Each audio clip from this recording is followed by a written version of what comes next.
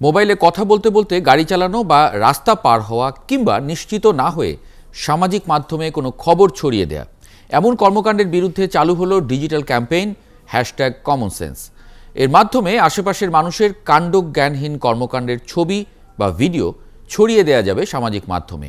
এই ক্যাম্পেইনের অংশ হিসেবে রাজধানীর গুরুত্বপূর্ণ সড়কগুলোতে চালানো হয়েছে প্রচারণা। আরও জানাচ্ছেন রাকিব হাসান।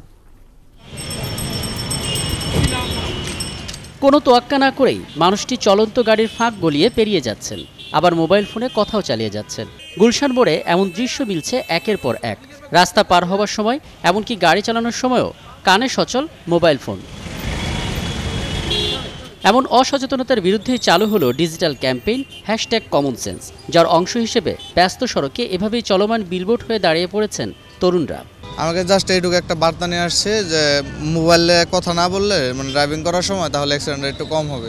সোমবার যাত্রা শুরু হওয়া এই ক্যাম্পেইনে অংশ নিতে পারেন যে কেউ, যেখানে যে কেউ যে কোনো কমন সেন্স ইস্যু নিয়ে কিন্তু এখানে ট্যাগ করতে পারবেন এবং সেখানের উপর বেসিস করে আমরা ক্যাম্পেইনগুলো চালাবো। কাণ্ডজ্ঞানহীনতার যে ইস্যুগুলো আছে সেগুলো নিয়ে যাতে মানুষের মধ্যে একটা অ্যাওয়ারনেস তৈরি হয়। প্রযুক্তি নির্ভরতায় ভার্চুয়াল সম্পর্ক যেমন গড়ে উঠছে, তেমনি ছন্দপতন ঘটছে পারস্পরিক সম্পর্কেও।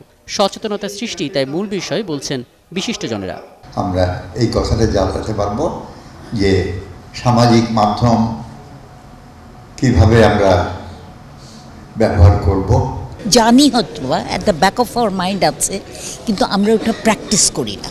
এর ফলে সড়কে দুর্ঘটনার হার কমবে, সৃষ্টি হবে সামাজিক মূল্যবোধ, বলছে নিরাপদ সড়ক আন্দোলনের এই নেতা। আপনি পথ চলতে গিয়ে, রাস্তা পারাপার হতে গিয়ে আপনি মোবাইল ফোনে কথা বলতে বলতে যদি আপনি মারা যান কিংবা আপনি পঙ্গুত্ব বরণ করেন, এটা আপনার কাম্য হতে পারে না। আপনি একবার চিন্তা করেন যে জীবন একটাই চান্স, কিন্তু একবারের জন্য আপনি কিন্তু এসেছেন। মোবাইল ফোন অপারেটর রবির উদ্যোগে চালু হওয়া এই ক্যাম্পেইন দেশব্যাপী চলবে বছর জুড়ে। #কমনসেন্স। রাকিব হাসান, ৭১, ঢাকা।